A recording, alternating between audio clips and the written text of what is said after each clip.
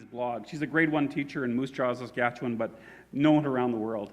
Now, what I've always thought about, like when you see these kids, I mean, you may look at this site, I think it's just Miss Cassidy's class.edublogs.org.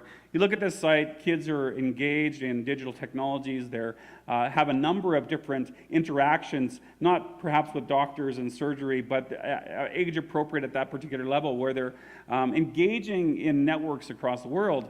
But once grade 2 comes, they have a very different reality because they have a different teacher who's doing, less connected things. So you see a big difference in those kids when they go into, and they have an expectation of these global connections, and things are different. And I'm not saying that's worse. I'm saying it's just different.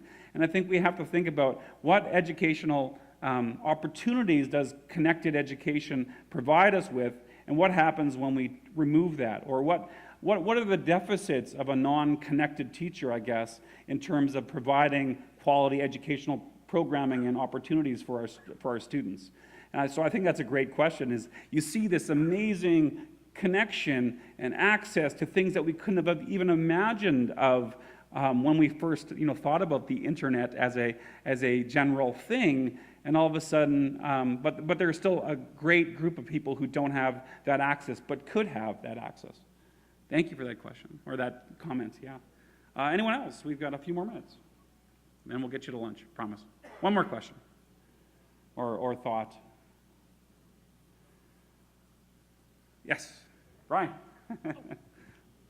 It's nice to see you again, Al. Good to see you. Just coming back around to that whole assessment question, and I tweeted out a link to Joe Bauer's blog. Yep. And Joe has this great saying, assessment is not a spreadsheet, it's a conversation.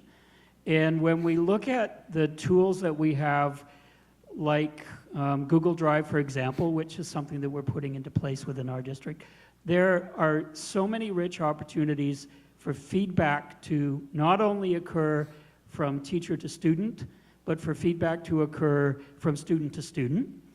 And I think our challenge in education now is really, how do we capture that as teachers and turn it into something that's familiar to us? Yeah.